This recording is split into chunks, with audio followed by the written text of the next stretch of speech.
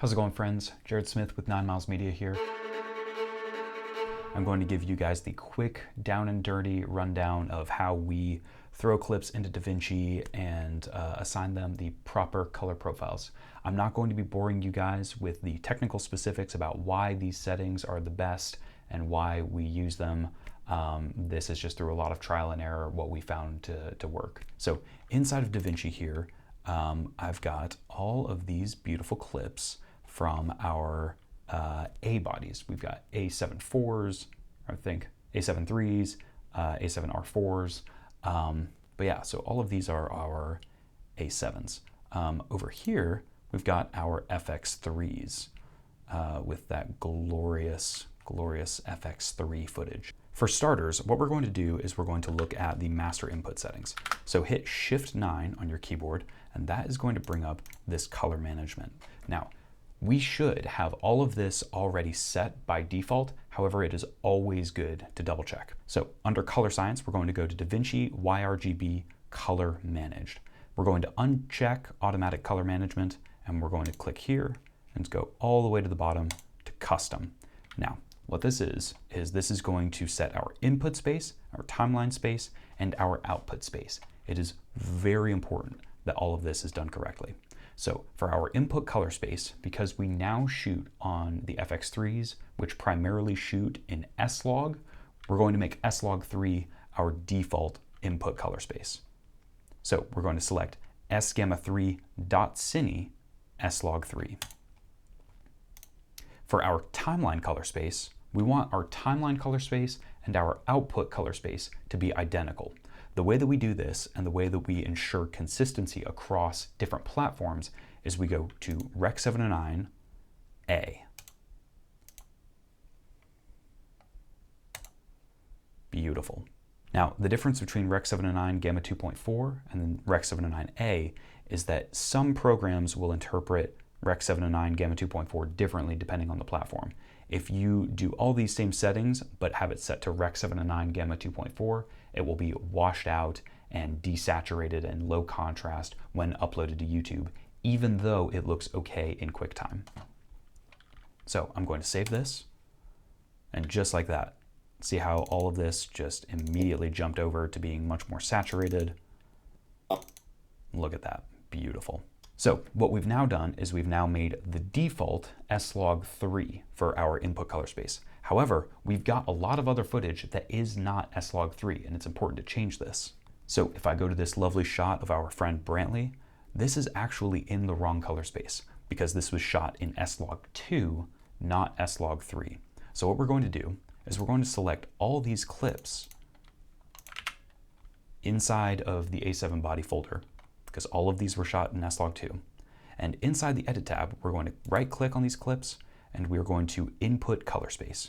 Now, instead of the project settings, which is sgamma3.cine, we're going to scroll all the way down, and we're going to choose S-Log2. Now, watch Brantley as I click this. See how much different that looks? It's subtle, but it's important that the input color space matches the color space that the footage was shot in. So now we have the FX3s in S-Log3. We have the A7 bodies, which are in S-Log2. But now we've got a couple more options over here. We have the Mavic 3 as well as the Inspire 2. Now on the Mavic 3, we almost always shoot in D-Log, which is DJI's log footage. So again, we're going to input color space, DJI dgamut/D-Log.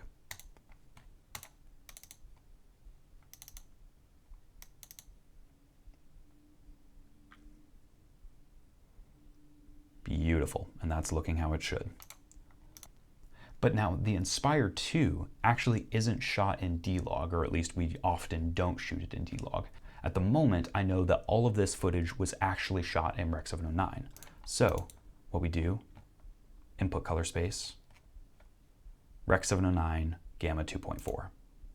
Now, just to show you what that looks like, if I go over here and I try to toss a DJI D-Log input color space onto this footage, it's way overblown. You do not want to use this in your timeline.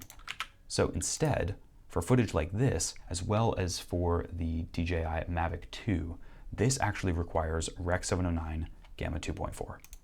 Whoops, I selected 2020. And there is a difference. There we go. Also with Rec. 709 Gamma 2.4, that's going to be your go-to color space. If you're using exported footage brought back into DaVinci, that's going to need to be Rec. 709 Gamma 2.4. Also, if you bum a video off of YouTube with a YouTube downloader, you're going to use Rec. 709 Gamma 2.4 as your input color space. One last thing that I'll note is images and stills inside of DaVinci. This is very important. Over here, I have a screenshot from our friends over at Cornerstone Building Brands, and you can see here their brand colors. We have their RGB values right here. So this color should match these values over here. Red, a value of 0, green, a value of 45, and blue, a value of 130. If I open up Max Color Picker, you can see that it is exactly those values. Red 0, green 45, blue 130.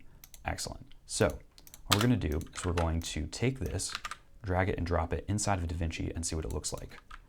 Now remember, our default input color space is slog3. That is not what we want for this image. So if I throw this screenshot into DaVinci, you can see that my RGB values do not align with the 0, 45, 130 RGB values that we're looking for. The reason for this is because we have our input color space as slog3. What we're going to want to do is go here, input color space, and bypass. For all JPEGs, stills, screenshots, and PNGs, you're going to want to bypass the input color space altogether. And that, my friends, is the very confusing, very tedious color space conversion stuff that we do inside of DaVinci.